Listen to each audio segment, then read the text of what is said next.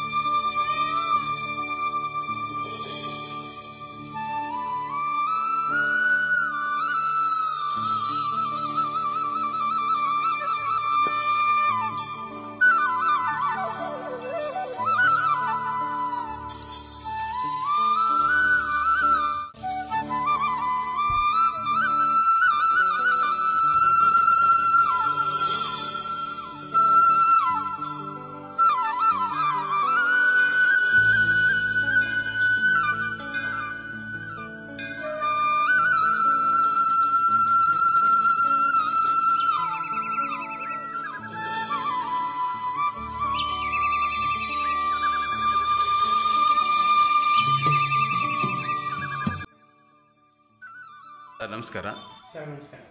ತಮ್ಮ ಹೆಸರು? ಶಿವಪುತ್ರಪ್ಪ ರಂಗಪ್ಪ, ಸಿ ಕಾರ್ಯದರ್ಶಿ. Okay sir. ಸರ್, ಈ ಕಳ್ಳಿಗುಡ್ಡ ಬಸವೇಶ್ವರ ದೇವಸ್ಥಾನ ಬಗ್ಗೆ ತಮಗೇನು ಗೊತ್ತಿದೆ, ಹಿನ್ನೆಲೆ ಸ್ವಲ್ಪ ಹೇಳ್ತೀರಿ? ಹೇಳ್ತೀನಿ ಸರ್. ಹೇಳಿ ಸರ್. ಕಳ್ಳಿಗುಡ್ಡ ಬಸವೇಶ್ವರ ದೇವಸ್ಥಾನ ಜೀರ್ಣೋದ್ಧಾರ ಸಮಿತಿ ಕಳ್ಳಿಗುಡ್ಡ, ಇಲ್ಲಿ ಬಸವೇಶ್ವರನ ಒಂದು ಒಳ್ಳೆಯ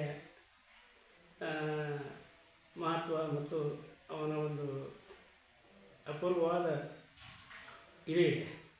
ಆನಂತರ ಇಲ್ಲಿ ದೇವಸ್ಥಾನದಲ್ಲಿ ಏನಪ್ಪ ಅಂತಂದ್ರೆ ಮದುವೆ ನಡೀತಾವೆ. ನಮ್ಮ ಮದುವೆ ನಡೀತಾವೆ. ಆಮೇಲೆ ಇನ್ನಿತರ ಸಣ್ಣ ಪುಟ್ಟ ಕಾರ್ಯಕ್ರಮಗಳು ನಡೀತಾವೆ. ಶ್ರೀಮಂತ ಕಾರಣ ಇರ್ಬೋದು, ನಿಶ್ಚಯ ಕಾರಣ ಇರ್ಬೋದು, ಅಥವಾ ಎಂಗೇಜ್ಮೆಂಟ್ ಇರ್ಬೋದು, ಇಂಥವೆಲ್ಲ ಕಾರಣಗಳು ನಡೀತಾವೆ. ಮಂಗಲ ಭವನ ಇದೆ ನಮ್ಮದು, ಶ್ರೀ ಬಸವೇಶ್ವರ ಮಂಗಲ ಭವನ ಇದೆ.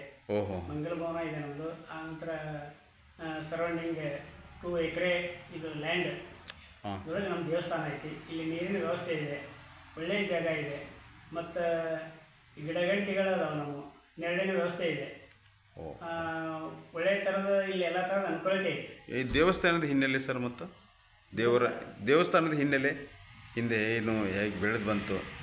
ಅದು ನೋಡ್ರಿ, ಮುದ್ನೂರಿಂದ ಬಂದಿದೆ ಅಂತ ಹೇಳ್ತಾರೆ ಹಿರಿಯರು. ಮೊದಲಿಂದ ಬಂದಿದೆ? ನಮ್ಮ ಹಿರಿಯರು ಹೇಳ್ತಾ ಇರೋದು ಮುದ್ನೂರಿಂದ ಬಂದಿದೆ. ಈಗ ಮುದ್ನೂರಿಂದ ಬಂದು ಇಲ್ಲಿ ಸ್ಥಾಪನಾ ಆಗಿದೆ ನಾವು ಬಸವೇಶ್ವರ. ಅದನ್ನು ನಮ್ಮ ಹಿರಿಯರು ಹೇಳ್ತಾರೆ, ಅದಷ್ಟೇ ಗೊತ್ತು ನಮಗೆ.